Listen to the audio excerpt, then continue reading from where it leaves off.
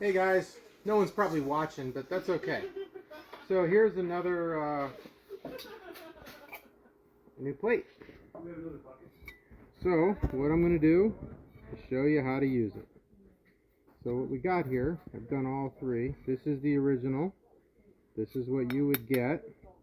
Notice it's got this texturing on the back, but I don't think you should make this cup. The only thing that you're supposed to have is this center piece. Because I'm going to, watch what I'm going to do. We're going to trim all that off.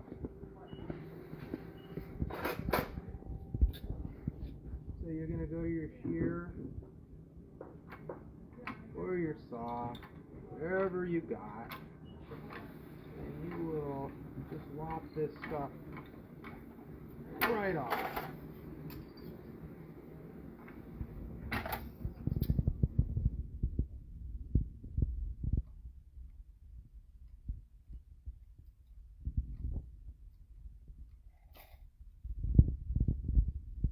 Pattern. If you use the guillotine, like the kind Roberta's selling, that'd be a straight cut. Just saying. Anyway, let's make grab.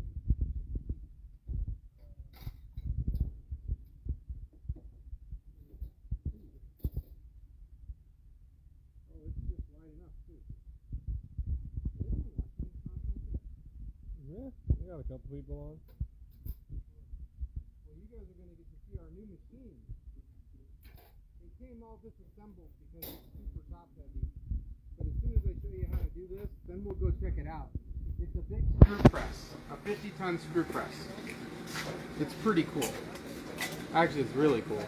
And what it's for, we're going to be using it for producing platinum rings. Because I've got, and platinum filigree pieces. I've got so many of these, and they need to be done on a screw press because it can control the height of the stripe. So here we go. I've already done this a few times, so you know what? I'm going to do it again. So that in case there's people who've never seen this, this is how you do it. So bring it up. Oh yeah, this is the second bucket. And now you're going to bring it all the way down. Notice, oh, I'm glad I changed because it's different now. So, see this up here? Bring it on up here, man. This is fully tightened. I've taken up all the slack, okay? Next, I'm going to take this end. Now, yours will be different. If you've got a Durston or a Pepe or a Cavallin or a Flung Dung, whatever you got, it's going to be different than this, unless you have a Mario de Mayo. There you go. Bring this all the way around. I'm going to pull this out, and I'm going to bring this all the way back. I'm going to move, on my machine, I'm going to move it half a turn.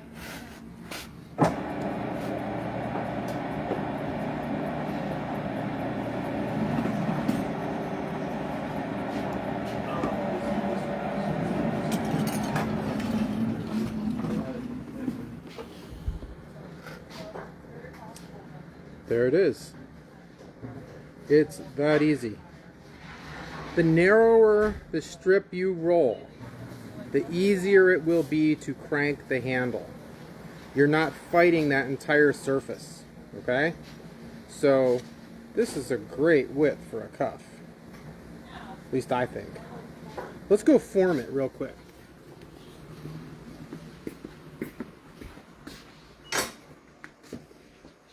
So let's do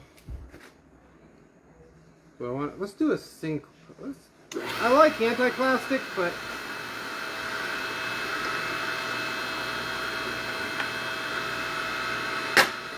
we'll do a sing plastic cup.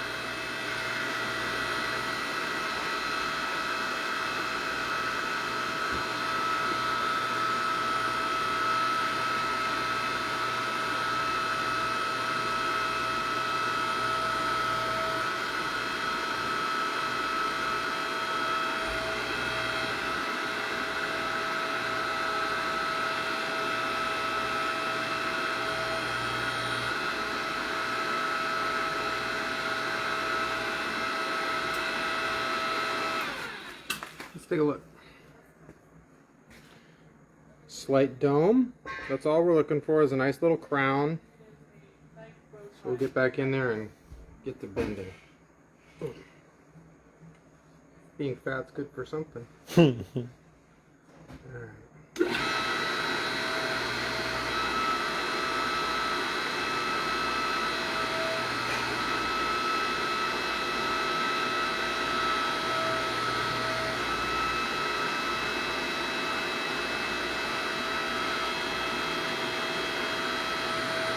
You always have to keep your the little urethane centered.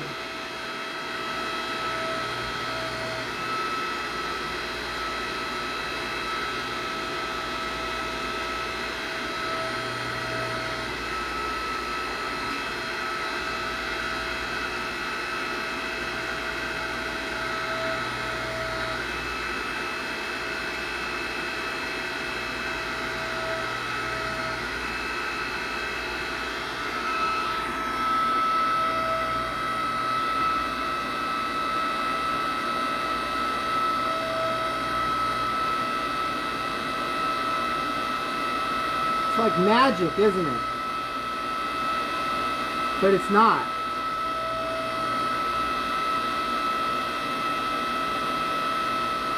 Somebody asked, how do you prevent getting the waves at the edges? Don't make your cuff too wide.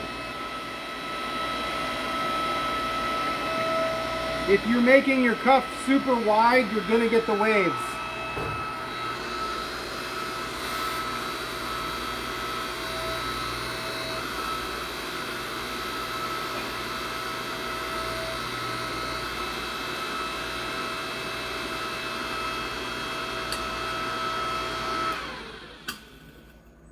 So notice this has got a very slight crown.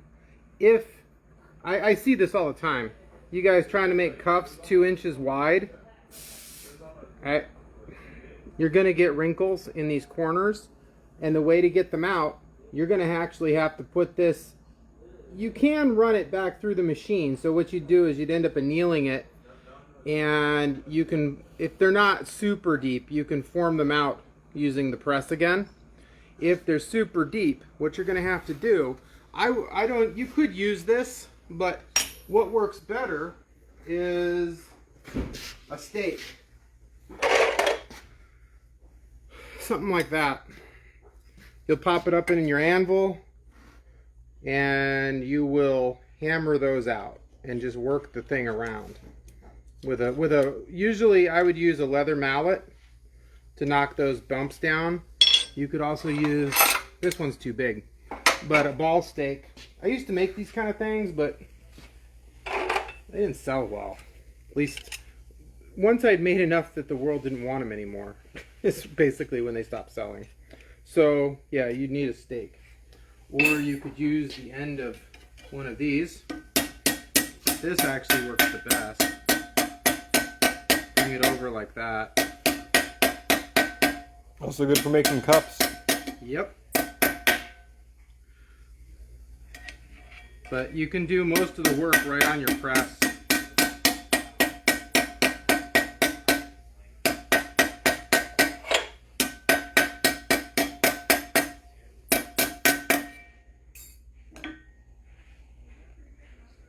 Actually, that brought it out pretty good. So there it is. This thing's a little bit long. But yeah, there's your cuff. What do you think? Patina with Sharpie and use a little bit of steel wool. Maybe we should go do that. Let's do it. Then I'll show you guys we got a new machine. It's been really cool. I've been wanting this thing forever. They're super hard to find. We're going to be striking, I've been wanting to produce platinum filigree jewelry, and I can finally do it. Let's get a Sharpie. Annie's the keeper of the Sharpies. Yeah.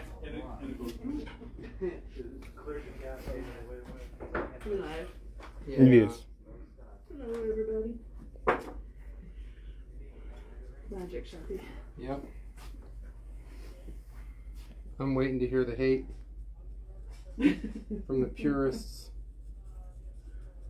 But the reality is this, the liver of sulfur stinks. Yep. Black Max does not work on copper. Nope. I don't know. This stuff smells good. It's right up there with the gold spray paint. Yep. Yeah, I was a kid in the back of the room sniffing glue. Look 'em now, Ma. Here's the plates that we just put up today, too. Oh, that's cool. Yeah. I didn't know we made that. Yeah. I just found this one laying in a pile, and I thought, man, we never put this one up. We should use this. Yeah, so these just got up on the site today. Those are cool. Yeah. The one on the right looks like I never cleaned off the salt. Oh. But intentionally. Yeah. Yeah, you really got to clean the salt, or they just get really rusty. Yeah. Let's see. If I still had it on, I'd show them the lava. Oh, yeah. Yeah. It's literally, imagine molten salt. If you were to take salt and melt it to, what is it, 1800 degrees? We do that one at 15. Yeah. It's beautiful for heat treating. But it is like, it's worse than napalm. It goes straight to the bone and stays. Yeah.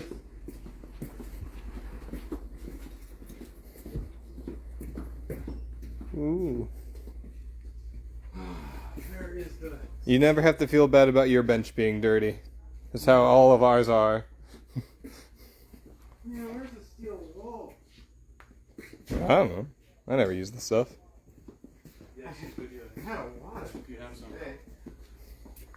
And we had some upstairs, but We have kids, What art you need? what? What art you need? I don't know. Kevin, where'd he go? In the office. Getting yelled at. Ah. So here we go. In the video happened. Yeah. What? So check this out, guys.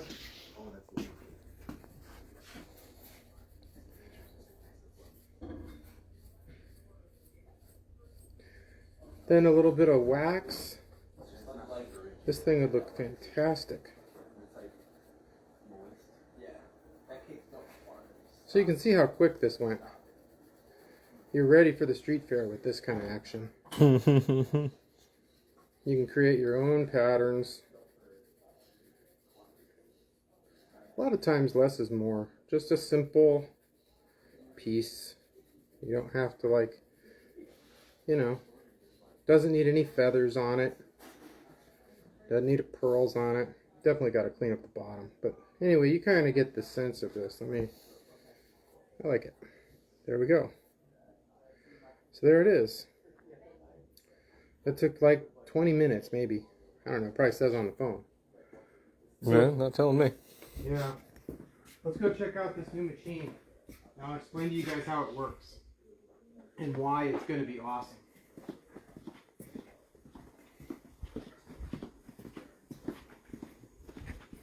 Alright.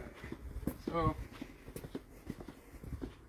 I think it's going to fit in here. Somehow Ian's going to have to get it into this room. Yeah, I'll try. I know. If you let me talk to the scrappers. Yeah.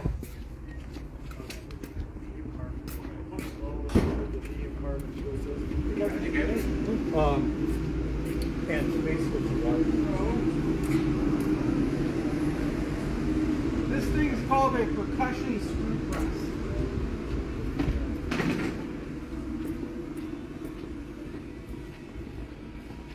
Here it is. So,